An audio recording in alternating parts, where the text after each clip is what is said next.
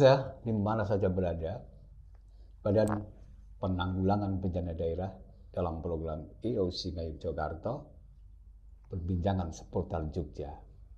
Kali ini kita mengangkat tema yang sangat krusial dalam kehidupan kita. Sungai menjadi penting bagi kehidupan manusia karena di dalam sungai terdapat berbagai hal yang bisa jadi sumber kehidupan. Dan pada kesempatan kali ini kita kedatangan tamu yang istimewa.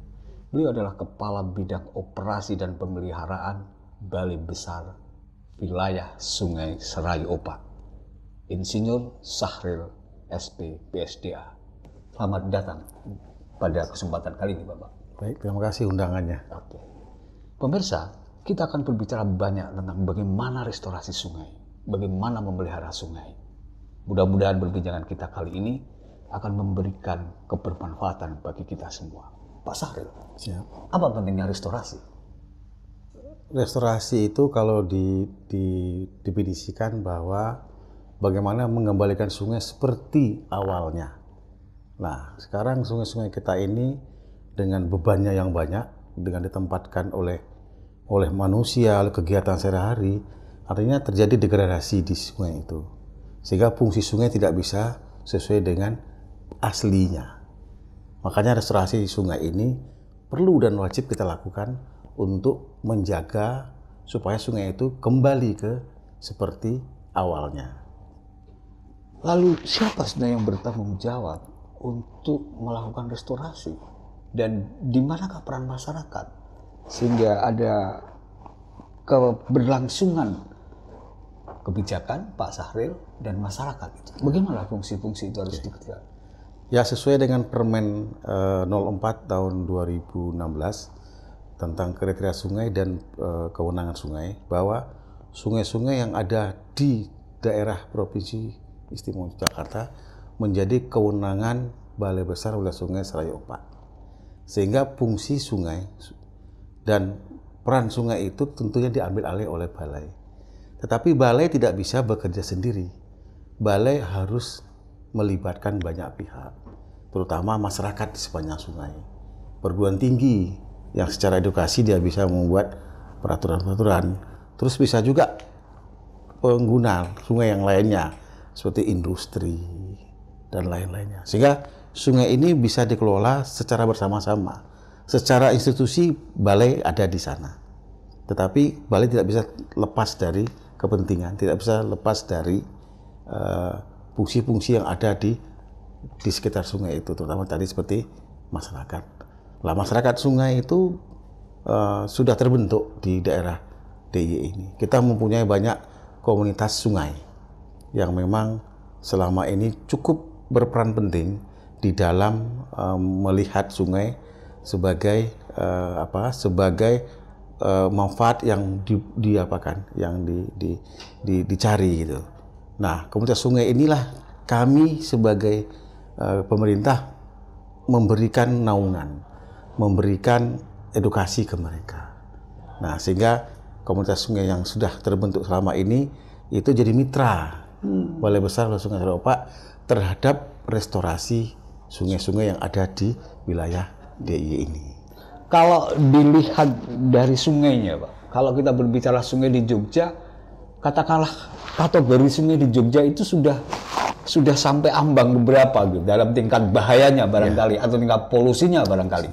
Baik, jadi sungai-sungai yang di wilayah provinsi ini DIY ada 10 sungai yang memang yang di kota, yang di DIY-nya sendiri di Yogyakarta sendiri adalah ada Code, Winongo, ada sungai-sungai lainnya.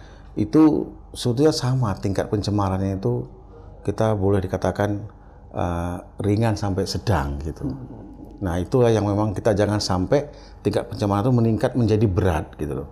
Ketika sudah menjadi berat, artinya sungai fungsi sebagai untuk fungsi ekologi, sebagai fungsi morfologi itu bisa hilang gitu loh. Nah, kita melihat pencemaran ini perlu kita terus pantau gitu. Ada dinas yang khusus memantau tingkat ketinggian pencemaran itu, dinas DLHK. Itu ada di dinas terkait. Nah, kami di sini fungsinya bukan terhadap kualitas airnya, tapi bagaimana sungai ini bisa berfungsi kembali. Nah, gitu. Jadi ada dinas-dinas stakeholder yang lainnya juga memperhatikan bagaimana sungai ini tetap bisa berfungsi, bisa bermanfaat untuk masyarakat. Ini sinergitas antar pemangku kebijakan itu penting, Pak ya? Sangat penting. Jadi koordinatif harus kita lakukan antar dinas stakeholder, dinas dengan masyarakat, dinas dengan perguruan tinggi maupun dinas dengan swasta. Itu harus kita jalin. Kita tidak bisa berdiri sendiri dalam menangani persoalan sungai yang ada di DIY ini. Harus semua terlibat di dalamnya. Pemerintah itu hanya sebagai motornya saja. Tetapi keterlibatan masyarakat, perguruan tinggi dan swasta itu cukup perannya penting sekali, sehingga kita kerjasama dengan masyarakat, perguruan tinggi dan pihak swasta itu perlu dijalin dan perlu ditingkatkan terus gitu. Selama ini Balai Besar Sungai sudah melakukan apa saja, Pak? Kita sudah melakukan kegiatan kerjasama dengan stakeholder lainnya. Dengan masyarakat kita juga sudah melakukan seperti kita ada melakukan pembinaan kepada komunitas sungai yang ada di sungai-sungai yang ada di DIY ini.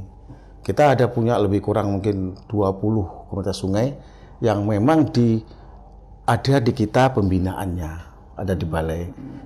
Komunitas sungai itu sudah melakukan beberapa kegiatan dan mereka memang udah punya prestasi yang bagus, udah sampai tingkat nasional gitu loh. Tapi peran masyarakat itulah yang banyak sebetulnya. Balai ini hanya memfasilitasi saja. Nah, itu peran masyarakat itulah yang kami tampung, apa yang bisa kami bantu di dalam kegiatan mereka itu. Nah, di antara sungai, di kanan kiri sungai, itu kan sering ada bangunan, Pak. Iya.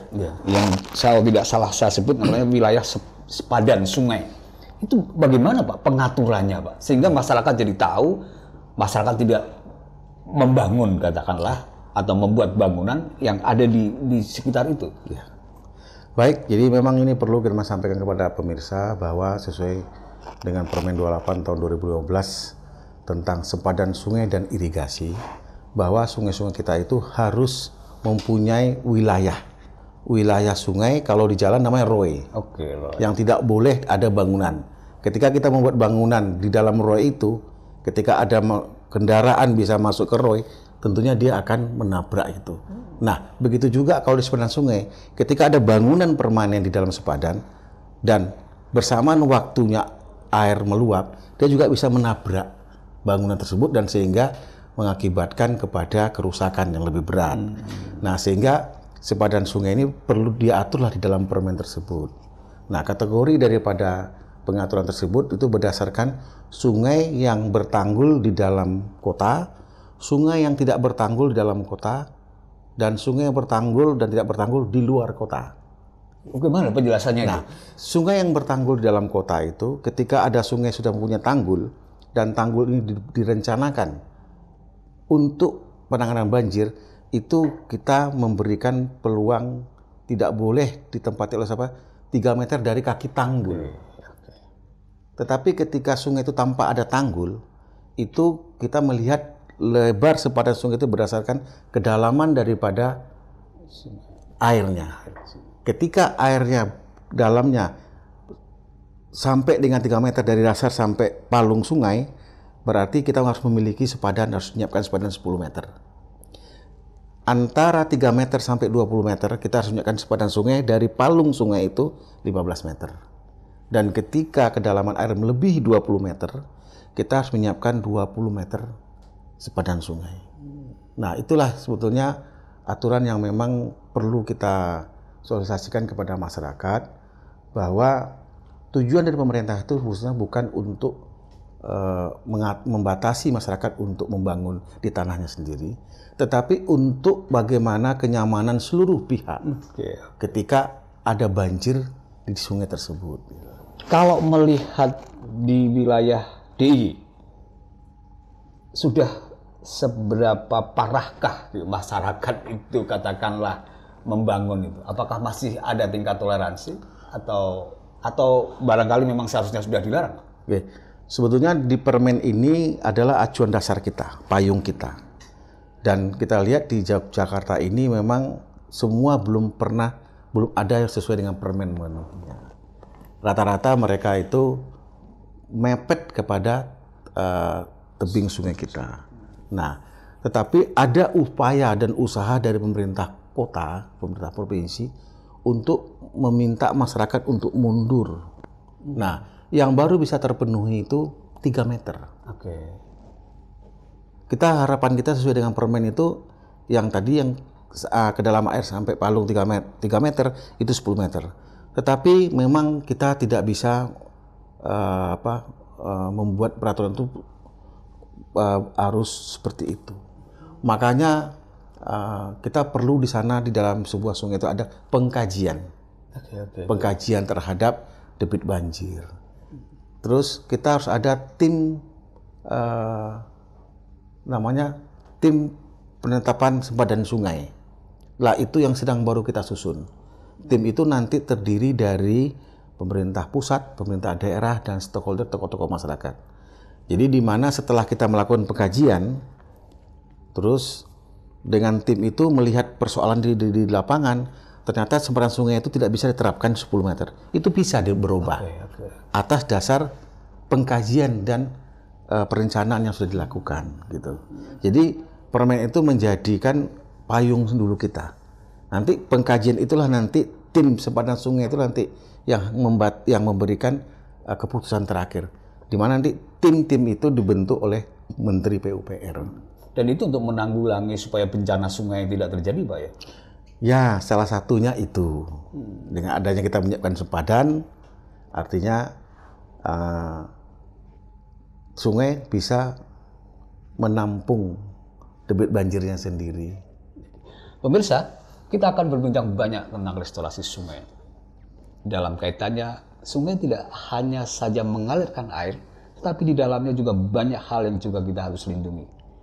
Selanjutnya, kita ikuti layanan iklan masyarakat berikut ini.